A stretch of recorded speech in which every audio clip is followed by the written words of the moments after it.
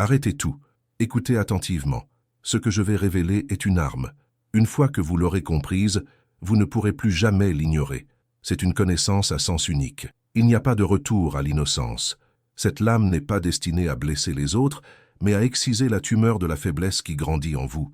Cet ennemi intérieur qui murmure que la gentillesse est une armure alors qu'elle est une invitation au pillage. Vous croyez être bon. Vous n'êtes que docile. Et l'arène sociale ne récompense pas les agneaux, elle les dévore. La douleur que vous ressentez, cette frustration constante d'être invisible, n'est pas un hasard. C'est le résultat direct des chaînes que vous forgez vous-même dans votre esprit. Imaginez la scène, vous la connaissez par cœur. La longue table de réunion brillante comme un miroir qui vous renvoie votre propre insignifiance.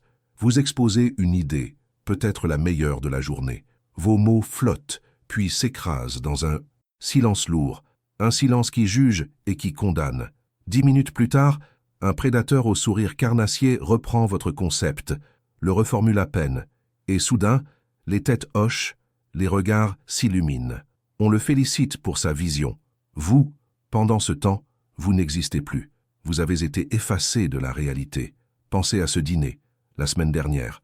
Cet ami qui, devant tout le monde, vous lance une pique, un sarcasme empoisonné déguisé en blague. Vous sentez la brûlure de l'humiliation, mais vous forcez un sourire. Vous ne dites rien. La peur de faire une scène, de passer pour quelqu'un de susceptible, vous paralyse. Par ce silence, vous n'avez pas acheté la paix. Vous venez de lui signer une autorisation, une permission de recommencer plus fort la prochaine fois, car vous lui avez enseigné que vos frontières sont des lignes tracées dans le sable. Vous croyez que le problème vient d'eux, de leur arrogance, de leur manque de respect? C'est là votre première erreur, la racine de toutes les autres. Le pouvoir qu'ils exercent sur vous n'est pas une force qu'ils possèdent, c'est un vide que vous créez.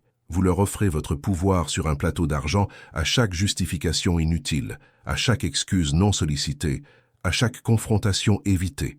Votre faiblesse n'est pas dans vos actions, elle est dans les schémas mentaux qui les commandent. Ce ne sont pas de simples mauvaises habitudes, ce sont des virus.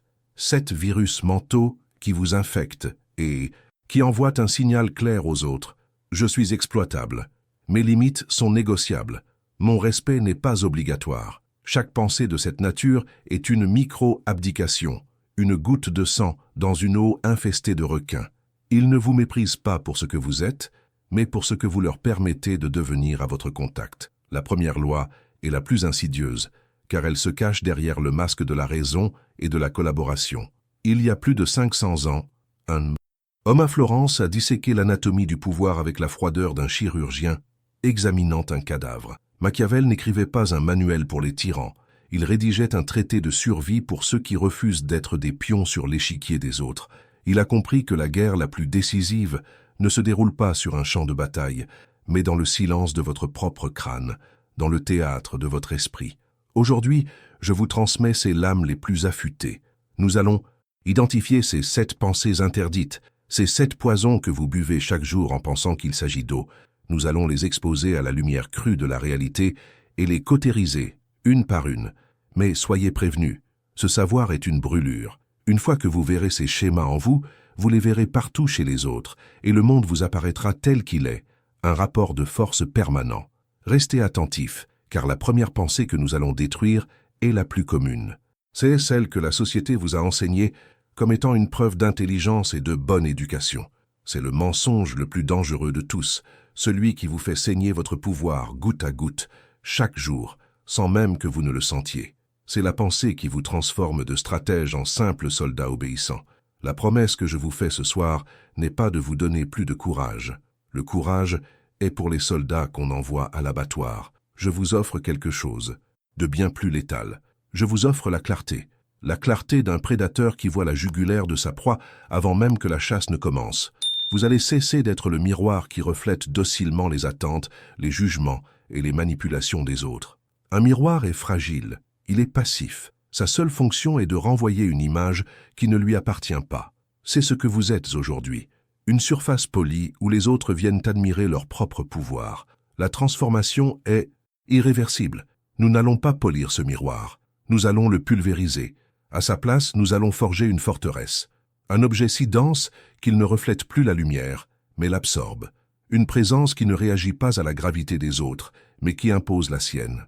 Les gens ne sauront plus quoi penser de vous, car vous cesserez de leur donner le script. Votre silence deviendra une question, votre regard, un verdict. Ils sentiront le poids de votre volonté avant même que vous n'ayez prononcé un seul mot. C'est cela le pouvoir véritable. Non pas le bruit que vous faites, mais le vide que vous commandez. Mais comprenez bien, ce chemin exige un sacrifice. Vous devez sacrifier votre plus précieuse addiction, l'espoir d'être aimé par tous. L'approbation est une drogue pour le faible, une cage dorée qu'il refuse de quitter. Il vaut mieux être respecté dans la crainte que d'être aimé dans la pitié. Le respect est une monnaie forgée dans le métal de vos frontières, infranchissable. L'amour que recherche le faible, lui, n'est souvent que le nom poli que l'on donne à l'exploitation. Pensez-y, la proie passe son temps à expliquer. Elle explique pourquoi elle mérite de vivre, pourquoi elle était là, pourquoi elle a fait tel ou tel choix. Le prédateur, lui, n'explique rien. Son action est sa seule justification, sa fin est sa seule morale. Le monde n'est pas une cour de justice où vos bonnes intentions seront entendues. C'est une arène. Et dans l'arène, il n'y a que deux sons, le craquement des os et le silence des vainqueurs. Mais la troisième loi est celle qui sépare véritablement l'enfant de l'adulte stratégique. Machiavel a compris que la nature humaine est une constante immuable. Elle ne change pas. Les gens sont mus par la peur et l'intérêt.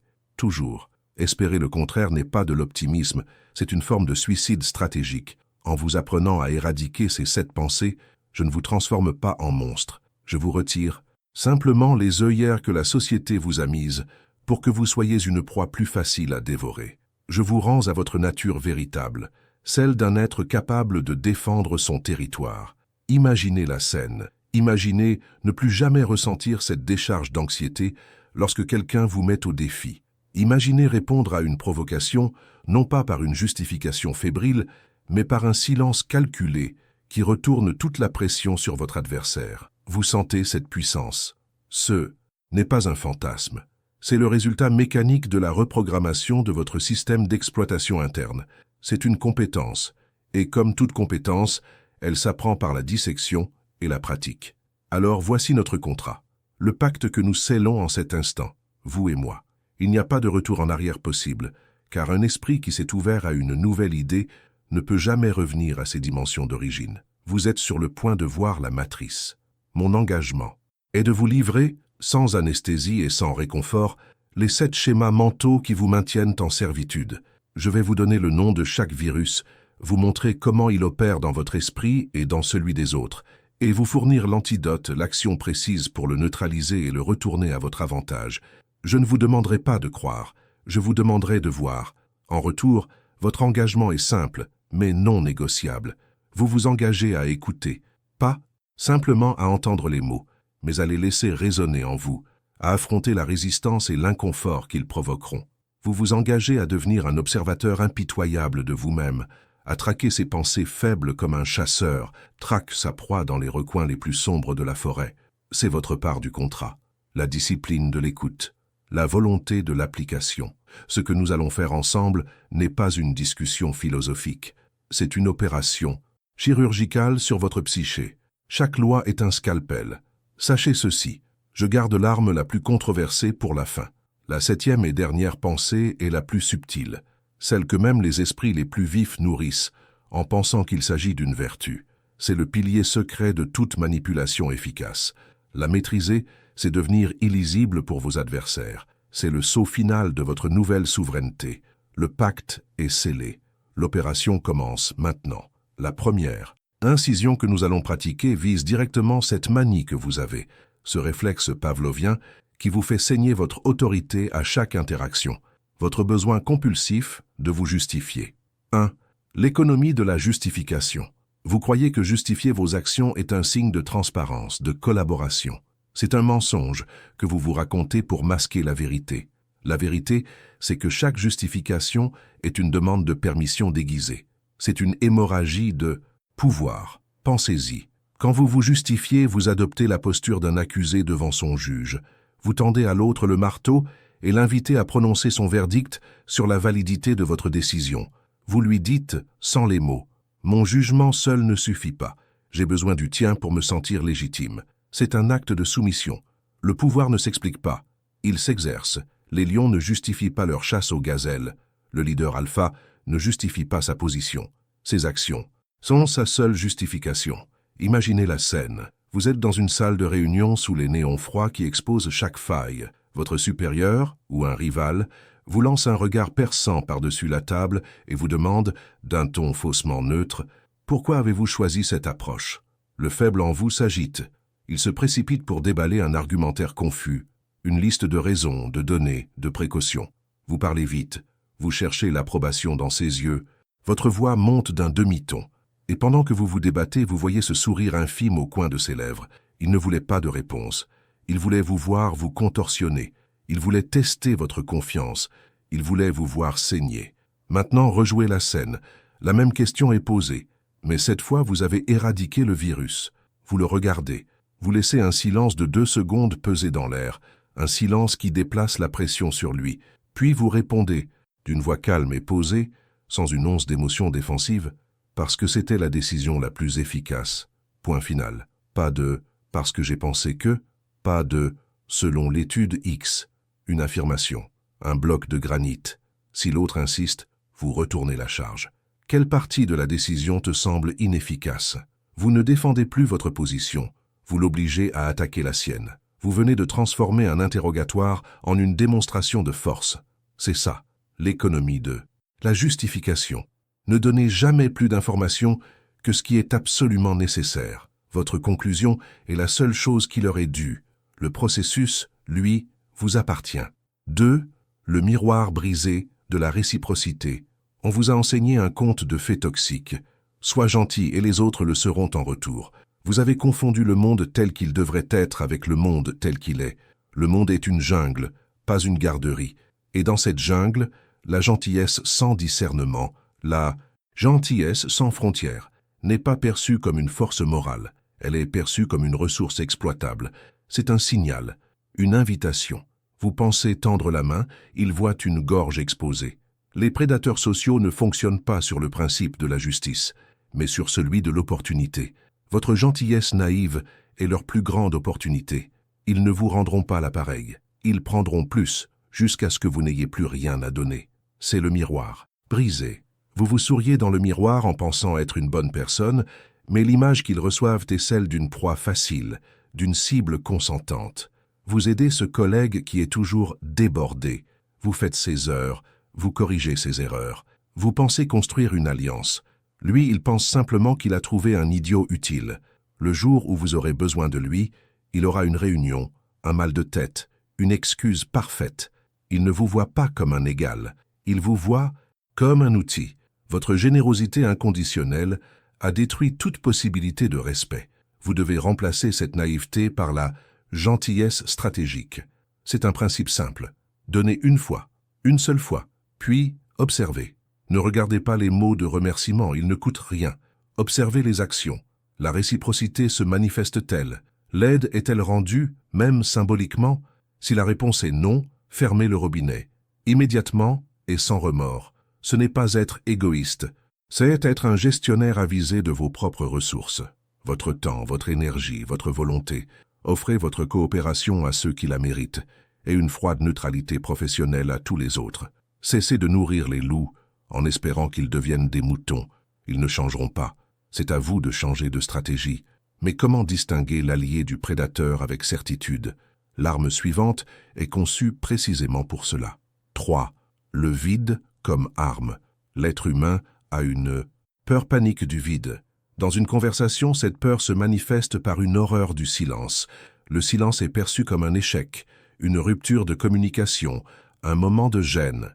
Vous vous précipitez pour le combler avec des mots inutiles, des rires nerveux, des clarifications non sollicitées. Vous faites cela parce que vous pensez que le silence est un signe de faiblesse. C'est exactement le contraire. Le silence est un trou noir conversationnel. Il absorbe la pression et la retourne contre celui qui ne peut la supporter. Celui qui maîtrise le silence maîtrise l'échange. Quand vous utilisez le silence comme une arme, vous forcez votre interlocuteur à se révéler. Le silence crée un vide que son esprit se sent obligé de remplir, et il le remplira avec ses insécurités, ses véritables intentions, ses faiblesses. Il parlera pour ne rien dire, il se justifiera sans que vous le lui demandiez, Il vous donnera des informations que vous n'auriez jamais obtenues par la parole. Le silence est un miroir. Il renvoie à l'autre sa propre agitation. Vous restez un roc, calme, impénétrable. Il devient une mer déchaînée, se battant contre ses propres vagues. La scène est une négociation ou une confrontation subtile. Quelqu'un vous fait une offre insultante ou vous lance une pique passive-agressive. Par exemple, ton travail est correct, mais on s'attendait à un peu plus d'audace. Votre instinct de proie vous hurle de vous défendre, d'expliquer, de protester. N'en faites rien. Appliquez le vide. Regardez la personne dans les yeux. Ne dites rien. Ne hochez pas la tête. Ne montrez aucune émotion. Maintenez simplement le contact visuel. 3 secondes. 4. 5. C'est une éternité. Vous allez le voir devenir mal à l'aise. Il va commencer à bafouiller. Enfin, ce que je veux dire, c'est que c'est bien, hein, mais juste, peut-être qu'on pourrait... Il est en train de négocier contre lui-même. Il est en train de se noyer dans le silence que vous avez créé. Vous n'avez pas dit un mot, mais vous avez gagné. C'est le pouvoir du regard d'attente. Entraînez-vous. Dans chaque conversation, osez laisser le silence s'installer. Observez la panique dans les yeux de l'autre. C'est le son de sa reddition. 4. La confrontation n'est pas le conflit. Cette pensée faible est peut-être la plus paralysante de toutes. La croyance que la confrontation doit être évitée à tout prix. Vous confondez 2 concepts radicalement différents. La confrontation et le conflit. Le conflit est chaotique, émotionnel, destructeur. La confrontation est une clarification. C'est un acte chirurgical destiné à définir et à défendre une frontière. En évitant la confrontation, vous n'achetez pas la paix. Vous enseignez aux autres, par votre passivité, que vos frontières sont poreuses et que votre territoire est disponible à l'invasion. Chaque confrontation évitée est une invitation à plus de manque de respect. Votre peur n'est pas la confrontation elle-même, c'est la peur de la désapprobation de l'autre. Vous avez été conditionné à croire que pour être aimé ou apprécié, vous devez être agréable, accommodant, lisse. Mais le respect ne naît pas de la soumission, il naît de la force. Et la force se démontre par la capacité à dire non, à tracer une ligne et à la tenir. Une confrontation calibrée, menée sans émotion et avec une clarté absolue, ne génère pas le conflit. Elle le prévient. Elle établit les règles du jeu de manière non négociable. Ce que je vais vous révéler maintenant est la clé pour confronter sans jamais déclencher de guerre. Le secret réside dans le détachement émotionnel. Imaginez qu'un collègue vous coupe la parole en pleine réunion pour la 3e fois. Le faible en vous bouillonne de rage ou ravale son humiliation. Les 2 sont des réactions d'impuissance. L'architecte de ses pensées, lui, agit différemment. Il arrête de parler. Il attend une seconde. Il se tourne vers l'interrupteur, le regarde calmement et dit, d'une voix neutre mais ferme, audible par tous, « Excuse-moi, je n'avais pas terminé. » Il ne crie pas. Il ne supplie pas. Il énonce un fait. La gêne change instantanément de camp. Ce n'est plus vous la victime. C'est lui l'agresseur impoli. Vous n'avez pas créé un conflit, vous avez simplement rappelé une règle de base de la civilité.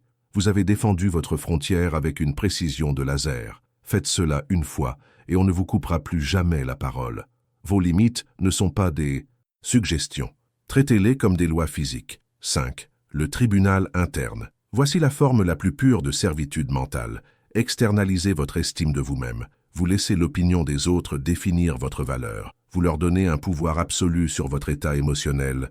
Un compliment vous élève au ciel, une critique vous plonge dans les abysses. Vous n'êtes plus le maître de votre royaume intérieur. Vous êtes une marionnette dont les fils sont tirés par les jugements aléatoires de juges non qualifiés. Collègues, familles, inconnus sur Internet, vous avez transformé votre esprit en un tribunal public où n'importe qui peut monter à la barre et prononcer un verdict sur votre âme. Cette dépendance à la validation externe est une drogue. Elle vous rend prévisible, facile à manipuler. Quelqu'un veut obtenir quelque chose de vous, il lui suffit de vous flatter. Quelqu'un veut vous déstabiliser, une simple critique bien placée suffit à vous faire douter de tout. Vous passez un temps et une énergie considérables à essayer de plaire à tout le monde. Une quête non seulement impossible, mais dégradante. Vous devenez un caméléon, changeant de couleur pour chaque regard, perdant toute notion de qui vous êtes vraiment. L'antidote est de construire votre propre tribunal, le seul qui ait juridiction sur vous, le tribunal interne. La prochaine fois que vous recevez une opinion, qu'elle soit positive ou négative, faites-la passer par ce filtre impitoyable. Posez-vous cette seule question. L'opinion de cette personne est-elle basée sur une expertise réelle et contribue-t-elle directement à mes objectifs définis? Si la réponse est non, alors cette opinion n'est pas un verdict. C'est du bruit. C'est une donnée que vous pouvez choisir d'analyser froidement ou d'ignorer complètement. Vous devez devenir votre propre juge suprême. Le seul verdict qui compte est le vôtre, basé sur vos propres standards, vos propres valeurs, vos propres buts. Quand vous aurez réellement intégré cela, les opinions des autres perdront leur pouvoir. Elles deviendront ce qu'elles ont toujours été, de simples vibrations dans l'air, sans aucune autorité sur la forteresse de votre esprit. Vous avez maintenant 5 lames dans votre arsenal. Ce sont les armes du soldat essentielles pour défendre votre position et repousser les assauts quotidiens. Mais les 2 dernières lois, ce sont les secrets du général. Elles ne concernent plus la défense de votre territoire, mais la conquête silencieuse de celui des autres. La 6e pensée en particulier est celle qui sépare les joueurs des simples pièces sur l'échiquier, car elle attaque l'un des plus grands dogmes de notre société. Ne bougez pas. La véritable stratégie commence maintenant. La véritable stratégie commence maintenant. 6. L'opacité stratégique. On vous a menti. On vous a murmuré depuis l'enfance que l'honnêteté totale est la plus noble des vertus. C'est une berceuse pour endormir les moutons avant de les mener à l'abattoir. Dans l'arène du pouvoir, la transparence totale n'est pas une vertu, c'est une faiblesse stratégique mortelle. C'est l'équivalent de jouer une partie d'échecs en annonçant à votre adversaire vos 3 prochains coups. Pensez-y, chaque fois que vous partagez vos doutes, vos peurs, vos plans les plus intimes, vous ne créez pas de la connexion, vous distribuez des munitions. Vous donnez aux autres le plan de votre forteresse intérieure en indiquant précisément où se trouvent les fissures dans les murs et les portes non gardées. Vos rivaux potentiels n'utilisent pas cette information pour vous aider. Ils l'utilisent pour calculer la trajectoire de leurs futures attaques. Ils notent vos insécurités pour les exploiter plus tard. Ils identifient vos ambitions pour les saboter au moment le plus opportun. Cessez d'être un livre ouvert. Devenez un coffre-fort. La loi de l'opacité stratégique ne prône pas le mensonge. Elle commande la rétention calculée. Vous ne devez jamais révéler une carte que vous n'êtes pas obligé de jouer. Partagez les informations sur la base stricte du besoin de savoir. À vos supérieurs, donnez la confiance. À vos subordonnés, la direction. À vos pairs, la coopération nécessaire. Mais à personne, jamais, la totalité de votre esprit, vos véritables intentions, vos doutes profonds, votre plan final. Tout cela appartient à votre conseil de guerre privé, un conseil dont vous êtes le seul membre. Les gens vous jugeront sur vos actions, pas sur le chaos de vos pensées. Laissez-les voir la surface calme et contrôlée du lac, sans jamais deviner les courants puissants et les créatures qui nagent dans ses profondeurs. Votre imprévisibilité est votre armure la plus solide. Mais cette maîtrise de l'information n'est rien sans la capacité de dicter les termes de l'échange. C'est le cœur de la 7e loi, et je vous préviens, elle est la plus difficile à accepter pour les esprits formés à la soumission. Elle vous demandera de tuer l'espoir qui vous ronge de l'intérieur. 7. La clarté impitoyable. Regardez au fond de vous. Reconnaissez cette pensée faible, ce poison qui paralyse tant d'ambition. J'espère qu'ils comprendront mon intention. J'espère qu'ils reconnaîtront mon effort. J'espère qu'ils me rendront l'appareil. L'espoir. L'espoir est le refuge des passifs, la prière des impuissants. Dans le jeu du pouvoir, espérer est une abdication. C'est remettre votre destin entre les mains de la bonne volonté des autres, une ressource notoirement rare et peu fiable. Les gens n'interprètent pas vos actions à travers le prisme de vos bonnes intentions. Ils les interprètent à travers le prisme de leurs propres intérêts. Toujours, attendre qu'ils comprennent votre sacrifice ou votre générosité est une pure folie. C'est comme faire une faveur à un loup, en espérant qu'il deviendra végétarien. La loi de la clarté impitoyable exige que vous remplaciez l'espoir par le contrat. Pas nécessairement un contrat, papier, mais un contrat social, verbal, explicite. Vous devez énoncer vos attentes avec une précision chirurgicale, même si c'est inconfortable. Surtout si c'est inconfortable. L'inconfort est le prix de la clarté. Au lieu de faire une faveur en secret en espérant une reconnaissance future, vous devez apprendre à dire « Je suis prêt à faire X pour toi » et en retour, j'attends Y de ta part. Sommes-nous d'accord? Vous ne demandez pas la permission. Vous établissez les termes d'une transaction. Cela semble froid, dur. C'est parce que ça l'est. C'est le langage des adultes qui construisent des empires, pas celui des enfants qui attendent une récompense. En agissant ainsi, vous éliminez toute zone grise, toute possibilité d'exploitation. Vous passez du statut de victime potentielle, dont les bonnes intentions sont constamment bafouées, à celui d'architecte des relations, où chaque interaction est basée sur un échange de valeurs clairement définies. Vous maîtrisez maintenant l'information et les attentes. Vous devenez difficile à lire et impossible à exploiter. Mais le pouvoir ne réside pas seulement dans ce que vous dites ou cachez. Le pouvoir le plus profond, celui des vrais maîtres, réside dans la maîtrise d'une dimension que les autres ne voient même pas, le temps.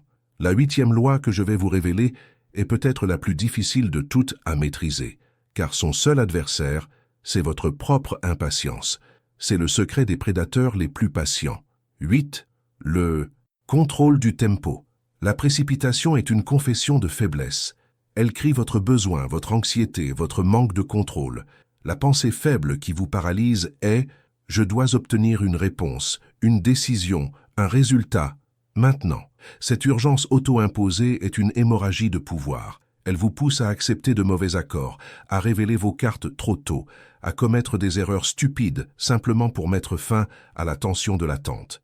Celui qui est le plus pressé dans une négociation est celui qui perd, toujours. Le véritable pouvoir est la capacité d'attendre, de laisser le temps travailler pour vous. C'est une arme silencieuse et dévastatrice. La loi du contrôle du tempo consiste à dicter le rythme des événements. Vous envoyez un email important? N'attendez pas la réponse en actualisant votre boîte de réception toutes les 30 secondes. Passez à autre chose. Laissez l'autre mariner dans le silence. Votre silence et votre patience créent un vide, et ce vide génère de la pression dans l'esprit de votre interlocuteur. C'est lui qui commencera à douter, à se demander, à remplir le silence avec des concessions. Dans une conversation tendue, après avoir posé une question difficile, taisez-vous. Ne comblez pas le silence. Laissez-le s'installer, devenir lourd, insupportable. Le premier qui parle pour briser la tension perd le contrôle. Apprenez à aimer l'attente. Faites-en votre allié. Utilisez-la pour observer, pour réfléchir, pour laisser les autres faire des erreurs. Le prédateur ne court pas après sa proie dans un élan de panique. Il attend, il observe, il attend le moment parfait, l'instant de vulnérabilité maximale pour frapper avec une efficacité redoutable. Votre patience n'est pas de la passivité, c'est une embuscade. Bien sûr, quand vous commencerez à contrôler le tempo, les autres sentiront ce changement de pouvoir. Ils deviendront nerveux. Et ils tenteront de vous arracher ce contrôle par la provocation. Ils chercheront à vous faire réagir, à vous tirer de votre calme stratégique pour vous ramener dans le marais boueux de l'émotion. C'est là que la 9e loi devient votre bouclier impénétrable. 9. Le bouclier de l'indifférence. Votre réaction émotionnelle est la récompense que cherche votre adversaire. Sa critique, son sarcasme, son attaque passive-agressive ne sont que des hameçons. Si vous mordez, si vous vous défendez avec colère, si vous montrez que vous êtes blessé, il a gagné, il a réussi à pénétrer votre forteresse et à prouver qu'il a du pouvoir sur vous. La pensée faible est « je dois répondre, je dois me défendre, je dois corriger cette injustice ». Faux. Votre impulsion à réagir est l'arme qu'il retourne contre vous. Chaque mot de justification que vous prononcez sous le coup de l'émotion est une pelletée de terre que vous jetez sur votre propre autorité. La loi du bouclier de l'indifférence est l'art de refuser à l'autre la satisfaction de votre réaction.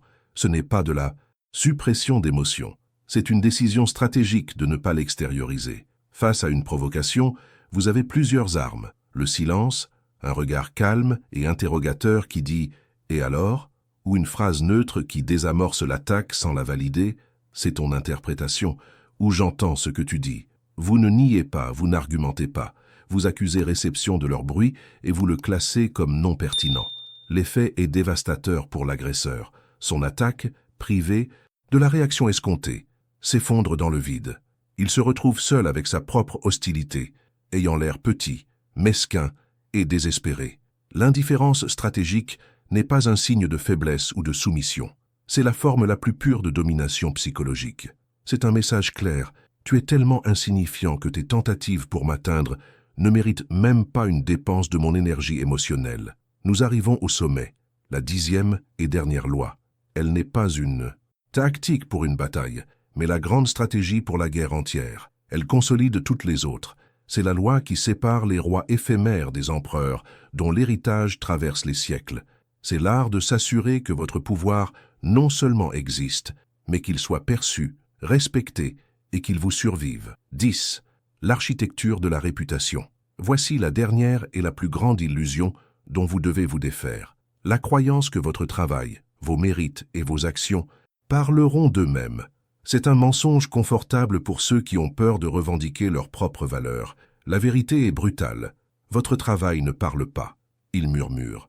Et dans le bruit incessant du monde, les murmures sont inaudibles.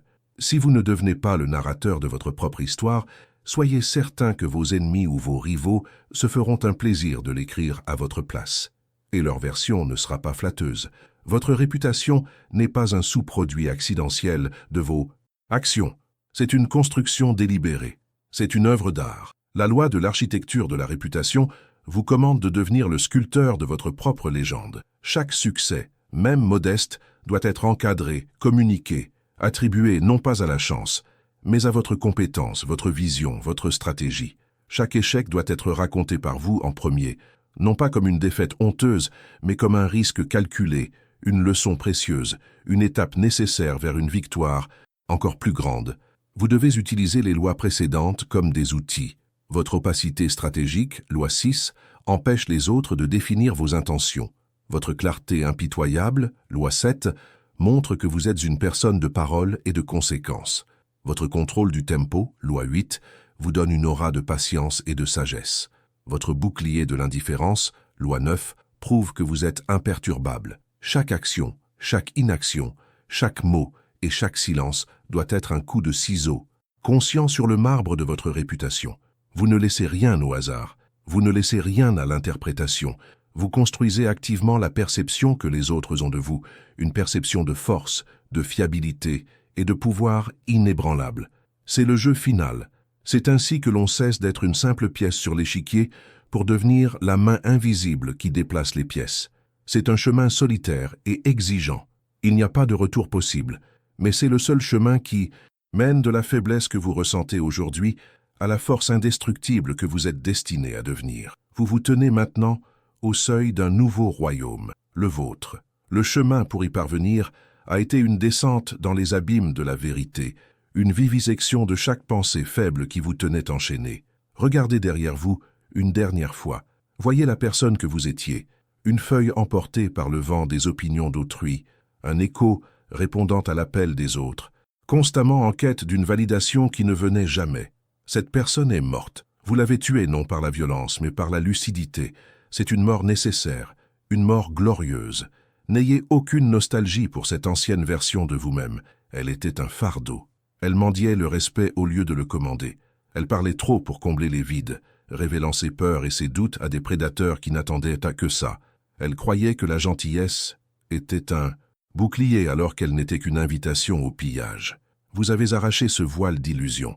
Vous avez compris la loi la plus fondamentale de l'univers du pouvoir. Le contrôle ne s'acquiert pas à l'extérieur, il se forge à l'intérieur. Il est le fruit d'une discipline mentale de fer. Ce que vous possédez maintenant n'est pas une nouvelle liste de techniques, c'est une nouvelle colonne vertébrale. C'est un silence intérieur qui vous ancre lorsque le monde autour de vous est une tempête. Les opinions des autres ne sont plus que du bruit blanc, le bourdonnement insignifiant d'insectes au loin. Leurs tentatives de manipulation sont désormais si transparentes qu'elles en deviennent presque comiques. Vous voyez les ficelles, vous voyez le marionnettiste, et vous n'êtes plus une marionnette. Mais cette transformation radicale doit s'incarner dans une nouvelle façon d'opérer, une nouvelle allégorie pour votre existence. Imaginez l'océan. À la surface, c'est le chaos. Des myriades de petits poissons s'agitent dans tous les sens, créant des éclaboussures, de l'écume, un bruit incessant. Ils réagissent à chaque ombre, à chaque courant, à chaque vibration. Leur vie est une suite de réactions paniquées. Ils dépensent une énergie folle pour simplement survivre, pour être vus, pour ne pas être dévorés. C'est le monde de la masse, le monde des faibles, le monde que vous venez de quitter. Maintenant, descendez, plongez dans les profondeurs silencieuses, là où la lumière peine à percer. C'est là que règne le grand requin blanc. Observez-le, il ne s'agite pas, il ne fait pas de bruit. Ses mouvements sont lents, délibérés, d'une efficacité terrifiante. Chaque battement de sa queue est une déclaration de puissance. Il ne réagit pas au chaos de la surface, il le crée. Sa seule présence, même invisible, change le comportement de tout l'écosystème au-dessus de lui. Il n'a pas besoin de rugir pour être le roi. Son silence est plus assourdissant que n'importe quel cri. Vous êtes ce prédateur. Cessez de nager à la surface. Cessez de participer à l'agitation futile. Votre place est dans les profondeurs de la stratégie et de l'observation. Votre silence est votre océan. Vos paroles, rares et choisies, sont les moments où vous remontez à la surface pour frapper une cible précise avant de disparaître à nouveau dans les abysses de votre contrôle. Laissez les autres s'épuiser dans leur théâtre social. Vous conservez votre énergie pour les moments qui comptent. Vraiment, vous n'êtes plus dans le jeu. Vous êtes le plateau de jeu lui-même. Cette compréhension n'est pas une simple idée. C'est un serment que vous vous faites à vous-même. C'est le point de non-retour. En acceptant ces lois, vous quittez la tribu des proies pour rejoindre celle bien plus restreinte des chasseurs. Nous nous reconnaissons non pas à nos paroles, mais à notre économie de mots. Non pas à notre agitation, mais à notre calme imperturbable face à la pression. Nous sommes les architectes silencieux dans un monde de démolisseurs bruyants. C'est pourquoi votre prochaine action est cruciale. Ce n'est pas pour moi, ce n'est pas pour l'algorithme, c'est pour vous. C'est pour graver dans le marbre numérique la mort de votre ancien moi. C'est le premier décret de votre nouveau règne intérieur, un signal pour vous-même et pour les quelques autres qui ont fait ce même voyage que vous avez compris, que vous avez accepté. Écrivez ceci dans les commentaires, non pas comme une phrase, mais comme un verdict, comme la dernière pierre posée sur la tombe de votre faiblesse. Commentez, terminez, je ne me justifie plus. Chaque fois que vous verrez ce commentaire, vous ne verrez pas un simple spectateur. Vous reconnaîtrez un allié, quelqu'un qui a cessé de demander la permission d'exister, quelqu'un qui a compris que le véritable pouvoir ne se vante jamais, car il n'en a pas besoin. C'est votre baptême, c'est votre déclaration d'indépendance. Ne vous y trompez pas. Ce n'est que le début. Le monde testera votre nouvelle résolution sans relâche. Il essaiera de vous ramener à la surface, dans le chaos familier. Mais la connaissance que vous possédez désormais est une ancre. Elle vous maintiendra dans les profondeurs, là où la véritable force réside. Maintenant, allez et laissez votre silence faire tout le bruit.